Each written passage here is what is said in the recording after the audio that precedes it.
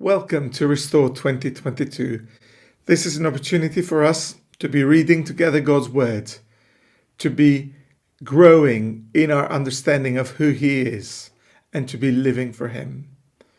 We've been reading so far from the book of Genesis, and today we have arrived in chapters 39 and 40. The story of Joseph has been interrupted with the story of Jacob and Tamar. And it's picked up again in these chapters of our reading today. Joseph, now in Egypt, has worked up the ranks and is working and living in the house of his Egyptian master. He's experienced God's blessing and he's faithfully serving there. Note that God blesses Potiphar because of Joseph. But there is a problem. His master's wife repeatedly seduced him, but he chooses to refuse her offers. As he has stated in the chapter, because he does not want to sin against God, but also he doesn't want to have an effect on his trustworthy and moral service to Potiphar. And because of this, he ends up in prison. Although he ends up in prison, God is still with Joseph. We read that in verses 21 and 22 of chapter 39. But even in prison, even in jail, he experiences God's favor as he is treated well from the chief jailer.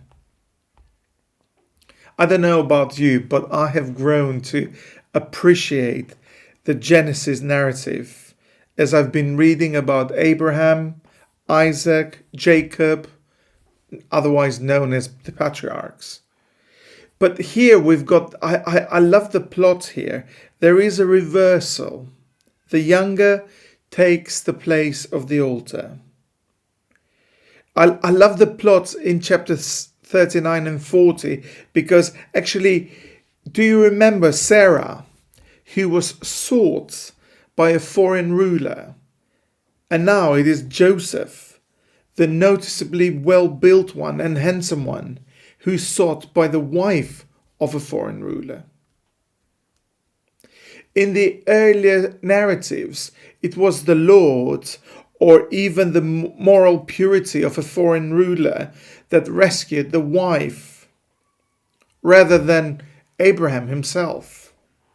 But here we've got Joseph's own moral courage that saved the day.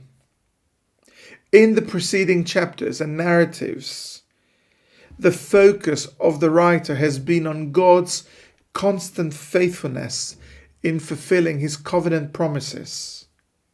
But in the story of Joseph, the attention of the author or the writer is turned to the human response. And lastly, something that I've been really struck as I've been reading today is that the contrast between the immoral conduct of Judah of preceding chapters of 36 and 37, mainly 37, his behavior is in such stark contrast with how remarkable Joseph's behavior is in Egypt. As I grapple with this, I'm drawn into the idea that this would have caused such a shock and surprise to the initial readers of Genesis, to wonder how come Joseph's abnormal behavior is possible in such a culture, in such a setup. Then we move on to chapter 40, where we see Joseph's faith in God's promises, his faithfulness to him, his calling, his abilities demonstrated even in an unfair and a discouraging circumstance. We will expand a little bit about this more tomorrow. But today I'm really drawn to the way that God has continued to be faithful. And now we see that the book of Genesis is not only about disappointment in people's bad behavior, but it is also encouragement to see that there are people like Joseph who want to honor God, who want to be full of integrity, and to see how God honors and blesses that. Join us tomorrow, and God bless you.